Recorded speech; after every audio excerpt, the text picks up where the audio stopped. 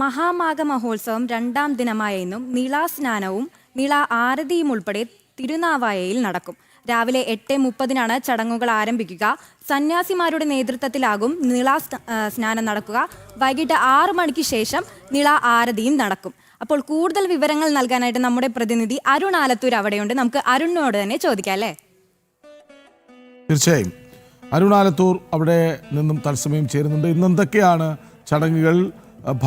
ഭക്തരുടെ പ്രവാഹം, വിശ്വാസികളുടെ പ്രവാഹമാണോ?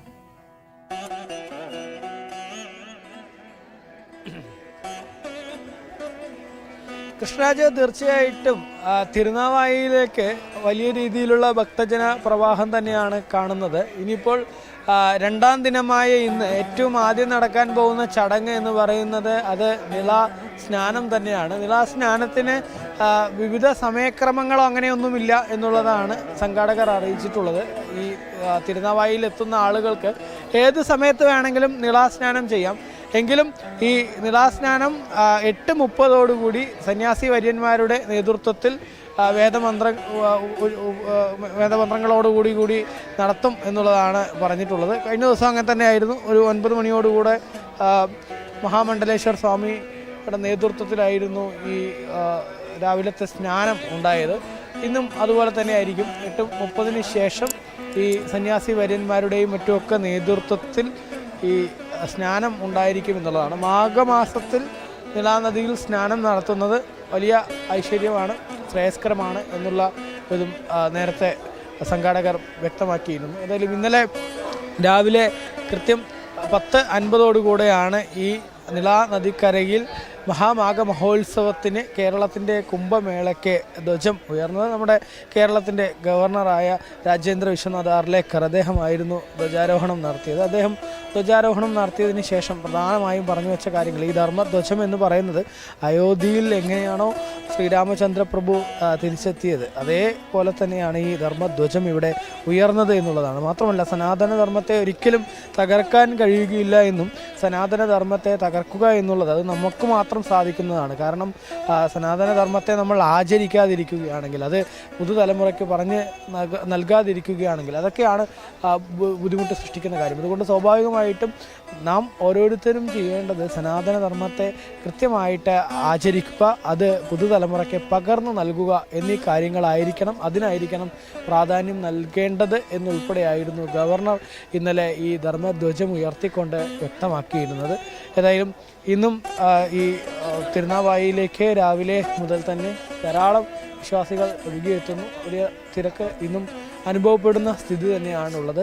നിളാ നദിക്കരയിലാണെങ്കിൽ അവിടെ വൈകിട്ടോടുകൂടെ ആയിരിക്കും നിള ആരതി നടക്കുക. ഇന്നലെയാണ് നിള ആരതി ആദ്യമായിട്ട് നടന്നത്. ആ നിള ആരതി കാണുന്നതിന് വേണ്ടി ഒരുപാട് ആളുകൾ എത്തിയിരുന്നു. ഈ നദിക്കരയിൽ തിരുനാവായിലെ നവമുകുന്ദ ക്ഷേത്രത്തിൻ്റെ കടവിൻ്റെ ഭാഗത്തായിട്ടായിരുന്നു പൊതുജനങ്ങൾക്കും മറ്റ് വിശ്വാസികൾക്കും ഒക്കെ ഈ നിള ആരതി കാണുന്നതിന് വേണ്ടി ക്രമീകരണങ്ങൾ ഒരുക്കിയിരുന്നത്. കാരണം താൽക്കാലിക പാലം തൊട്ടപ്പുറത്തുണ്ട്. അതായത് നവമുകുന്ദ ക്ഷേത്രത്തിന് തൊട്ടപ്പുറത്തായിട്ട് താൽക്കാലിക പാലമുണ്ട്. ആ താൽക്കാലിക പാലത്തിൽ കൂടെ ആളുകളെ കടത്തിവിടുന്നത് പോലീസ് തടഞ്ഞിരുന്നു. അതുകൊണ്ട് തന്നെ സ്വാഭാവികമായിട്ടും വിശ്വാസികളെല്ലാവരും ഈ ക്ഷേത്രത്തിൻ്റെ ഭാഗത്ത്, പുഴയുടെ ഇക്കരെ ഭാഗത്ത് നിന്നായിരുന്നു ഈ നിള ആരതി അവർക്ക് കാണുന്നതിന് വേണ്ടിയുള്ള സജ്ജീകരണം ഉണ്ടായിരുന്നത്.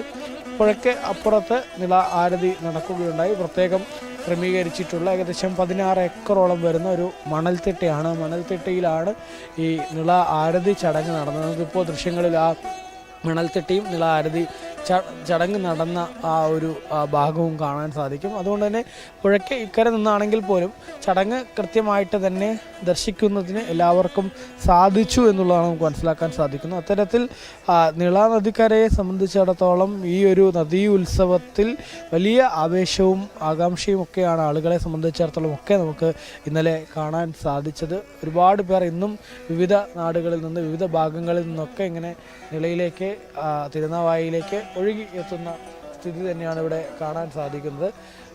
ക്ഷേത്രത്തിനെ സംബന്ധിച്ചിടത്തോളം ഈ തിരുനാവായയിലെ ഈ മാഘമാസത്തിലെത്തുമ്പോൾ ആളുകൾ ക്ഷേത്ര ദർശനത്തിനും വളരെ പ്രാധാന്യം നൽകുന്ന കാഴ്ച നമുക്ക് കാണാൻ സാധിക്കുന്നുണ്ട്. പ്രധാനമായിട്ടും ആളുകൾ എത്തുമ്പോൾ, വിശ്വാസികൾ എത്തുമ്പോൾ തിരുനാവായ നവമുകുന്ദ ക്ഷേത്രത്തിലേക്കാണ് ആദ്യം എത്തുന്നത്. ഇവിടെ നിന്നും തൊട്ടപ്പുറത്ത് നമുക്ക് നദിക്കരയിൽ വലതുവശത്തായിട്ട് ബ്രഹ്മാവിൻ്റെ ക്ഷേത്രമുണ്ട്. ആ ബ്രഹ്മാവിൻ്റെ ക്ഷേത്രം സ്ഥിതി ചെയ്യുന്നത്, നമുക്കറിയാം ബ്രഹ്മാവിൻ്റെ ക്ഷേത്രം തന്നെ അപൂർവമാണ്. അതിൽ തന്നെ 4 മുഖമുള്ള ബ്രഹ്മാവിൻ്റെ പ്രതിഷ്ഠയാണ് അവിടെ ഉള്ളത്. അത് വളരെ അത്യപൂർവമാണ് എന്നുള്ളതാണ്.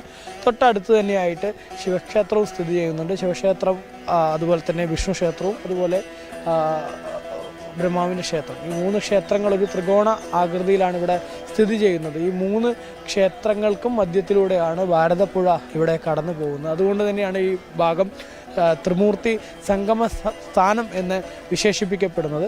ഇതേ ത്രിമൂർത്തി സംഗമ സ്ഥാനം എന്നപോലെ വളരെ പ്രാധാന്യമർഹിക്കുന്ന കാര്യമാണ്. ഈ ഭാരതപ്പുഴ ഉത്ഭവിക്കുന്നത് തമിഴ്നാട്ടിലെ തിരുമൂർത്തി മലയിൽ നിന്നാണ്.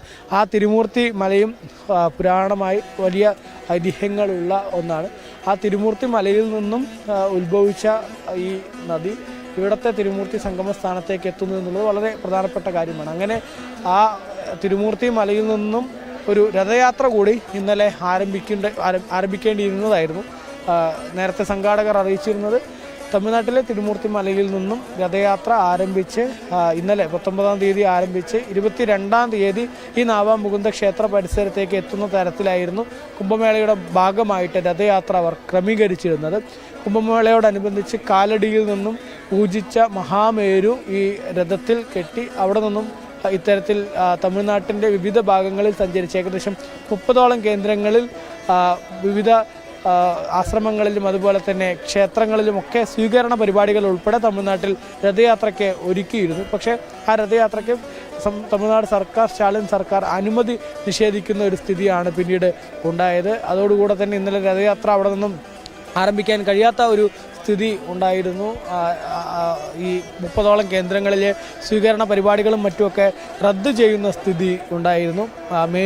പൂജിച്ച മേരു പിന്നീട് ഈ രഥത്തിൽ കൊണ്ടുവരുന്ന സമയത്ത് രഥത്തിൽ കൊണ്ടുവരാനുള്ള അനുമതി നിഷേധിച്ചതോടുകൂടി ഒരു കാറിലാണ് കൊണ്ടുവരുന്നത് എന്നുള്ളതാണ്. കാറിലാണ് ഇപ്പോൾ അവിടുന്ന് യാത്ര തിരിച്ചിരിക്കുന്നത്.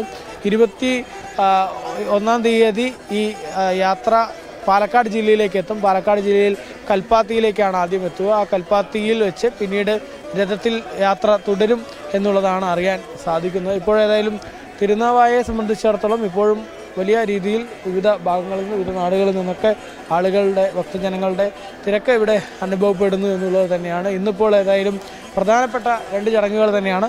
ഒന്ന്, നേരത്തെ ഞാൻ പറഞ്ഞതുപോലെ ഈ സന്യാസി വര്യന്മാരുടെയും മറ്റുമൊക്കെ നേതൃത്വത്തിൽ സ്നാനമാണ് ആദ്യം നടക്കാൻ പോകുന്നത്. ആ സ്നാനത്തിന് മഹാമാഘ മഹോത്സവത്തിൽ ഒരു പങ്കാളിയാവുകയാണ് അരുൺ ആലത്തൂർ. അവിടെ നിന്ന് തത്സമയ വിവരങ്ങൾ നൽകുകയായിരുന്നു.